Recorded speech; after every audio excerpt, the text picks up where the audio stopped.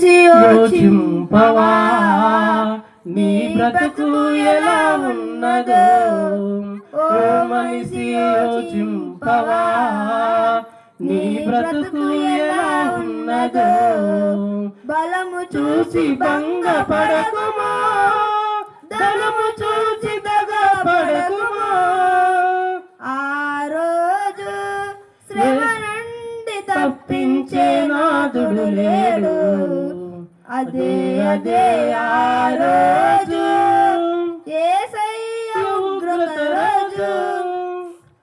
మరి ఒక పాట పాడితే ఆ పాట ఎలా ఉండాలి తెలుసు, మనల్ని హెచ్చరించుకునే విధంగా ఉండాలి. ఎలా పాడాలి? ఒకరిని ఒకరు హెచ్చరించుకునే విధంగా ఉండాలి.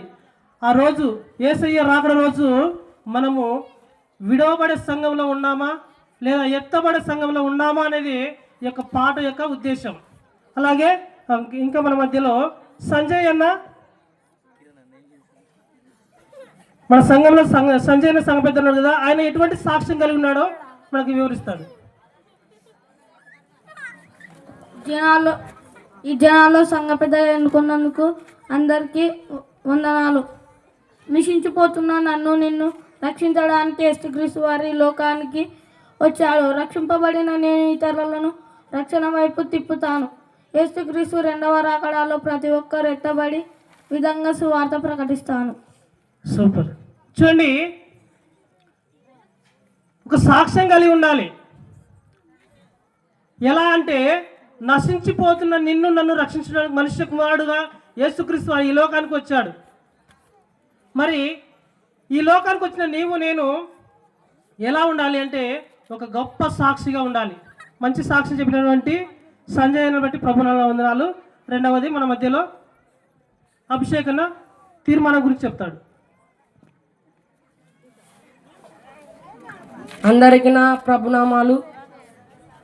ఆనాడు దావీదు నేను చిరకాలము దేవుని మందిరంలో నివాసం చేయగోరును అన్నట్టుగా దేవుడు నాకు ఇచ్చిన దానతను బట్టి జీవితకాలం యందు దేవుని మందిరంలో నివాసం చేదును. నేను సంఘ పెద్దకు ఉన్నా లేకపోయినా దేవుని మందిరం మానను. చూడండి, దేవుని చేతికి ఎన్నుకున్న సంఘం ఎలా ఉంటాడంటే, ఆనాడు దావీదు నేను చిరకాలము దేవుని యొక్క మందిరం నివాసం చేస్తున్న ఒక గొప్ప తీర్మానం తీసుకున్నాడు. ఈనాడు చూడండి, సంఘ పెద్దగా ఉన్నప్పుడు చర్చికి వస్తారు, సంఘ పెద్ద లేనప్పుడు చర్చి పని చేస్తుంటారు.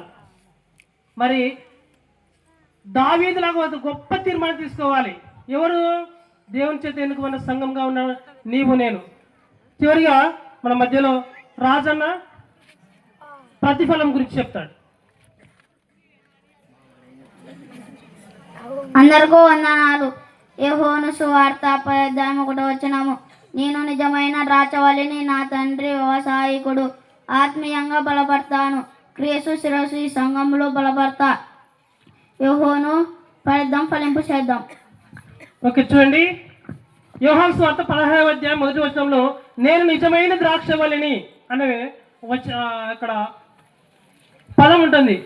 నిజమైన ద్రాక్షవల్లి ఎలా ఉంటుందంటే ఫలిస్తూ ఉంటుంది. ఈనాడు రాజన్న ఎలా ఉందంటే నేను ఫలిస్తూ నా సంఘాన్ని కూడా ఫలింపచేస్తాను అన్నాడు.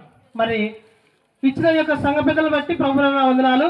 అన్న, మన సంఘంలో మీటింగ్స్ పెడతాం ఈ సంవత్సరం.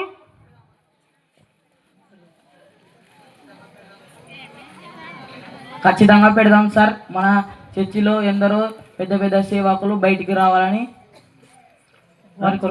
వారి కొరకు మనం ప్రార్థన చేయాలి. ఓకే, చాలు. చూడండి, ఈనాడు సంఘాలలో దేవుని చేత ఎన్నుకున్న సంఘ పెద్ద ఏ విధంగా ఆలోచిస్తుందంటే మన సంఘంలో నుంచి అనేక మంది దైవ సేవకులు పుట్టుకు రావాలి. దానికోసము ఎంతైనా ఖర్చు పెడతాడు, ఎన్ని మీటింగ్స్ అయినా పెడతాడు. మరి మీకు అర్థమైంది కదండి, దేవుని చేత ఎన్నుకున్న సంఘం ఎలా ఉంటుంది. వారు ఫలిస్తూ, వాళ్ళు సాక్ష్యం చెప్తూ ఇతరులకు ఆదర్శంగా ఉంటారు. వేరే వాళ్ళు వచ్చి వేలెత్తి చూపించకుండా బ్రతుకుతుంటారు. ఈనాడు సంఘాల్లో మీరు గమనించండి, ఒక్కొక్కడు ఒక వేషాలు వేస్తుంటారు లేదా? మీరే సరిగ్గా లేరుపోండి, మేము వచ్చి ఏం లాభం అని చాలామంది అంటున్నారు. ఈనాడు చాలామంది సంఘాలు ఇవే ఉన్నాయి. కాబట్టి మన సంఘం కొరకు, మన సంఘంలో ఆత్మీయత కొరకు, సంఘ పెద్దల కొరకు, అందరి కొరకు ప్రేయర్ చేయవలసిందిగా ప్రభునామం తెలియజేస్తున్నాను. మా యొక్క స్కిట్ వాళ్ళకు ఒకసారి చప్పట్లు కొట్టండి.